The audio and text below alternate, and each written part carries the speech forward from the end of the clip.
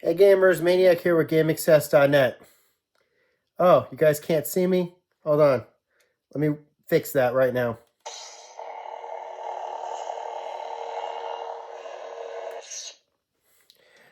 Once again, this is Maniac with GameAccess.net. Welcome back. It's been a bit, but needless to say, we've got some interesting content that's going to be coming. And the first of which is going to be this review right here of something I never thought I would actually get the opportunity to review. The official Cal Kestis, Disney's Hollywood studio lightsaber. When Star Wars Galaxy's Edge first opened in California and in Florida at Disney's Hollywood Studios in Florida and Disneyland in California, there were several independently replicated lightsabers that were available for sale at a shop called Doc Ondar's Den of Antiquities. Now, most people who go into Star Wars Galaxy's Edge these ways are aware of Savi's lightsaber shop. I've mentioned it in previous articles I've written for on my website. That is for custom lightsabers that you can design and build yourself. However, if you were to go to Savi's and you were interested not in building your own lightsaber from scratch, but you wanted specifically like Luke Skywalker's lightsaber from Star Wars, or heck, his different lightsaber that he had in Return of the Jedi, or Darth Vader's lightsaber from Star Wars, that sort of thing, or Obi-Wan Kenobi's lightsaber from Star Wars, then you would not build that yourself. You would go to Doc Ondar's and you would purchase a replica basically there. And if you wanted to, you could get a lightsaber hilt, or if you already had a lightsaber that you would purchase from Savi's, you could then take the lightsaber hilt out of that one and put it into your what do you call it, and you'd basically have a working lightsaber. However, there was a heavy demand shortly after the opening of Galaxy's Edge, and I know because I was part of it, that, oh, you've got all of these lightsabers from all across the canon, basically. And Star Wars Jedi Fallen Order had just come out for the Xbox One and PlayStation 4 and PC. Cal Kestis is considered, as a Jedi, is considered to be a canonical part of the Star Wars lore moving forward. He was part of the Disney Disney timeline. He's not considered a legend, from the pre-Disney buyout. He is his own character, and on top of that, there were nods to him, like they would play like The Who, like one of the songs from this game, at like what do you call it, the bar over there, Oga's Cantina. So there were Cal Kestis references and things like that. So needless to say, what happened after the opening of Galaxy's Edge, after its tremendous success and all the rides where everybody loved them, and I'll talk, if you want me to talk about the rides, then just post a comment below and I'll do a separate video about it. But my point is that right after Galaxy's Edge opened and the dust cleared, now the question became, well, what's next? What are you going to add next? And my request, I distinctly remember, was bring in Cal Kestis' lightsaber, offer that for sale. And I distinctly remember a website on, I think it was either StarWars.com or it was on the Disney Parks website, or the official one, where they had a poll where, okay, here's 4 potential lightsabers that we might sell in the future. What's the most popular out of this list of 4? And I honestly can't remember really off the top of my head what the other 3 were. I think one of them was from like Vader Immortal or something like that, the VR game. But don't quote me on that. But I distinctly remember Cal Kestis' lightsaber from Jedi Fallen Order was included. And that won. And not too long after that, maybe a year or so, a couple of months, I can't remember, Doc Ondar started selling Cal Kestis' lightsaber. But they don't do that anymore. It's not offered for sale anymore. I was in Doc Ondar's about a week ago, and I can tell you that it wasn't being sold. However, that didn't mean they stopped selling it. It just meant that they were no longer selling it at Doc Ondar's. Disney, I guess, has been pushing these sabers alternatively through other methods. I don't remember if they're selling it online. I don't think they are actually selling it online. But I remember a YouTube reviewer not too long ago that makes frequent trips to the Disney parks mentioned he noted that the Cal Kestis lightsaber was being sold at Tattooine Traders, which is the adjacent gift shop that you enter when you walk out of the original Star Tours at Disney's Hollywood Studios. And I later asked my brother-in-law, who lives in Florida, can you check at Tattooine Traders and see if Cal Kestis' lightsaber is for sale? That was about a month ago. And he said, yes, it was. In fact, he was so impressed by it, he bought one based upon my recommendation. And from what I've been told, he's quite happy with it. And we'll talk about the saber in just a minute. So essentially what they did was they moved the saber from being sold from Doc Ondar's to Tattooine Traders. But they're selling now more than just the saber. Now this is the official Cal Kestis Jedi Survivor lightsaber as sold in Tattooine Traders. As far as I can tell, this saber is probably identical to what the saber model is that they used to sell at Doc Ondar's. If I'm wrong, then please post a comment below. This is it right here. This is what it looks like. You can see this is a little thing at the bottom here. The belt buckle is here. But that's not all that you buy. This costs in the US, at least when I purchased it, $230 plus tax. So $240 or so, give or take, basically. But you don't just buy the hilt, because most of the hilts that are sold by themselves at most of these that are sold in Doc Ondar's are about $120 or so, about half the price of what, maybe a little bit less than half the price of what it would take nowadays to get a custom lightsaber built at Savi's. Again, you're not getting the blade with it. But in this case, Disney went a little bit above and beyond, maybe because they were trying to incentivize buying these. If you were to go to Tattooine Traders right now and try to buy a brand new Cal Kestis saber, you're going to get more than just a hilt. It actually also included, it was a whole gift pack actually, which is, unfortunately, I can't show you what the gift pack was because it was so big, I couldn't travel with it. I had to toss it. But that having been said, I do have all of the contents.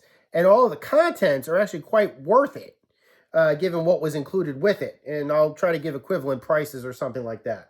One of the things that it came with was a full-size belt clip, which normally cost at Doc Ondar's or at Savi's about $20. So there's a $20 belt clip right there that's included with it. The second thing that it came with is a stand. It's an assemble it yourself, basically, but this is the stand. It's not the best stand I've ever seen. I saw better ones for sale over at the Galaxy's shop over at Disney Springs. So don't quote me about the quality of this stand exactly, but it's not nothing. It is a stand, and it does work. If I had the clip right. Sorry, forgive me for this. But once it's assembled, you can basically just simply, put it right here. Those are pointing that it's plastic, basically, but it does work. It is, I guess it's like a lever or a fulcrum or something like that, but it does actually work pretty well, and it will keep the system balanced as long as you attach the provided pad to it. It will keep itself balanced even if you have this attached to it. And this is really the last component of it, and this is the blade. And I've inspected this blade as much as I possibly could, and I can confirm, as far as I can tell, and please again correct me if I'm wrong, this is the exact same blade that you would purchase, or you would receive, I should say, if you purchase a custom lightsaber at Savi's. I have compared this to a Savi's lightsaber blade, and I cannot find any differences on it whatsoever. None. So, how does this thing work? Well, without the blade, it really doesn't. I think there's probably some open circuit on here or something like that. There's a couple of batteries and a speaker that's in this hilt. It's disguised pretty well. It screws open just like a mag light flashlight or something like that.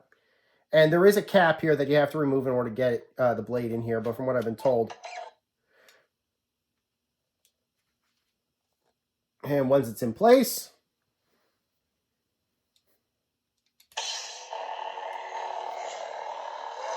wow, looks fantastic on camera. I gotta give him that. But that's not what you guys want to see. because I know that a lot of you are probably saying, I played as Cal Kestis.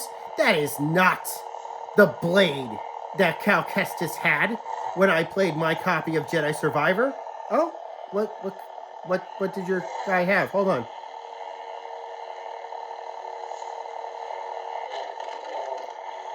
Was it green? No? Was it? I don't know. Let's see. What could it possibly have been? Oh, purple. Mace Windu. Like Mace Windu. Hey? No? Yeah? All right, well, let's keep going. It's kind of cool. All right, how about this one?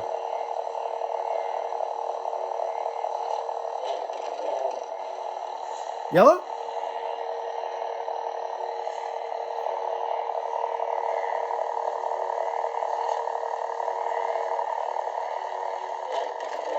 White. Maybe like a Ahsoka Tano?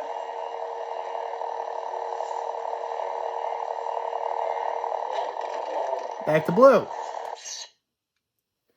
It cycles through all of those colors. No extra force, no extra kyber crystals needed. And I know there was a plot line about that basically, but there's no, what do you call it's needed. This was it.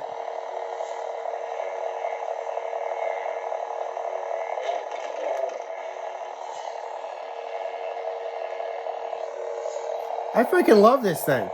Look at it.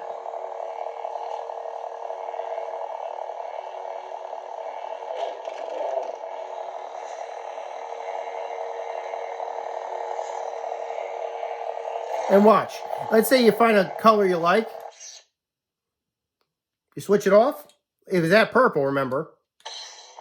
It'll keep its settings. Even if you remove the blade.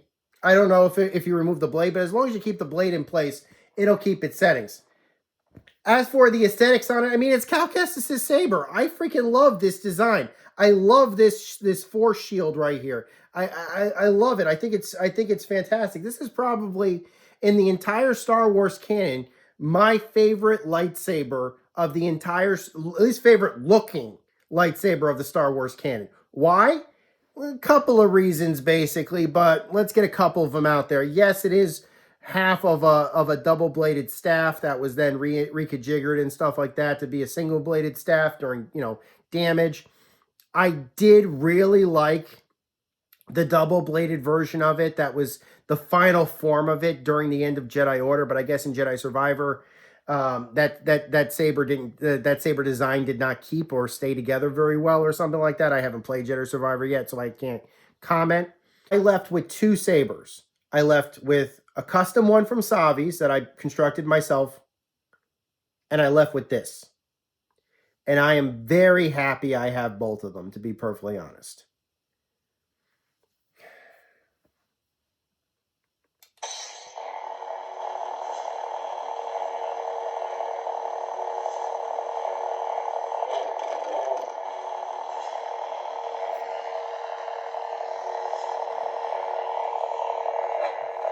It's kind of funny how different, like this looks solid red. I can see a little banding here. Some of the other shots, it actually does look a little different. So please keep that in mind. Yellow. It does look a little different on camera, so please forgive me for that. I am shooting in like 1080p right now, so.